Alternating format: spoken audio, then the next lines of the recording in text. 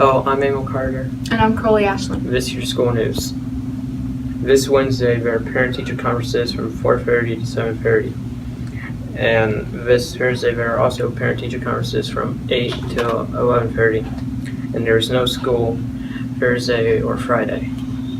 Here's the interview with Jordan Bolin and Mr. Keller talking about archery. Hi, my name is Jordan Bolin, and I'm here with Mr. Keller to talk archery. Here are some of the questions that I'm going to be asking him. What do students have to do to be a part of the archery team? It's really simple to be part of the archery team. We have sign-ups on November 16th and 20th from 6 to 8 down by the high school library. There's a $25 membership fee to join the team.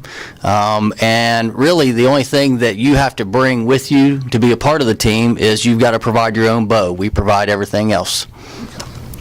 Why should I join the archery team? How can archery personally benefit me? Archery is really unlike a lot of the other sports where numbers are really limited. You know, football, you've got 11.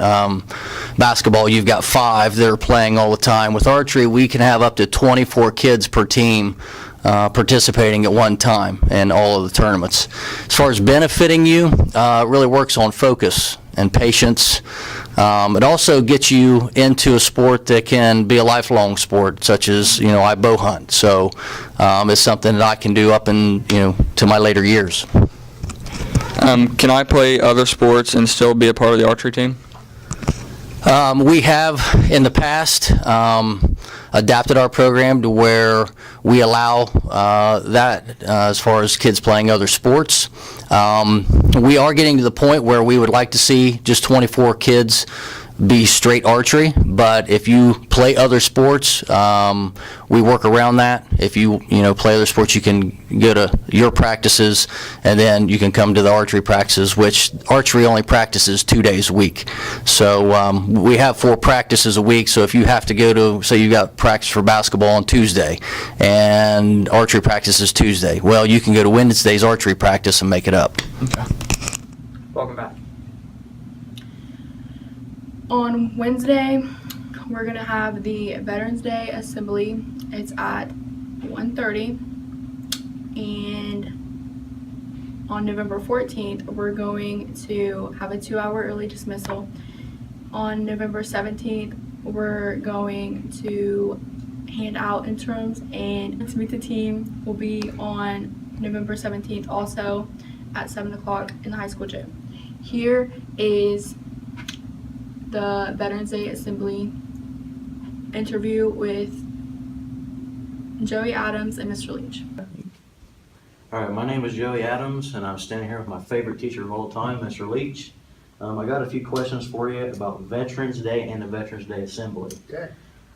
Is there anything we should be watching for this year's Veterans Day Assembly? Definitely there is. This year's Veterans Day Assembly is the capping off of a 6-year program that has been highlighting the wars that we have various veterans attend from.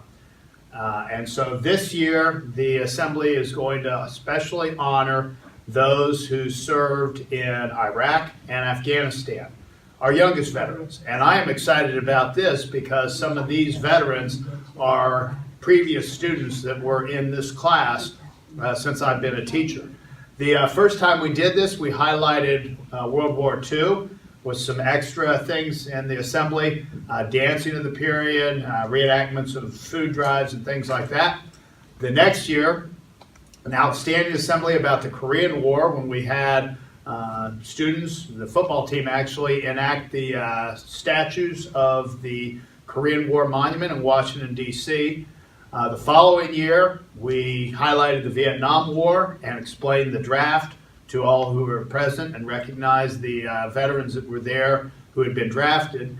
Last year, we highlighted the Desert Storm and Desert Shield operations, and so it naturally follows that this year is going to be highlighting the Iraq and Afghanistan conflict.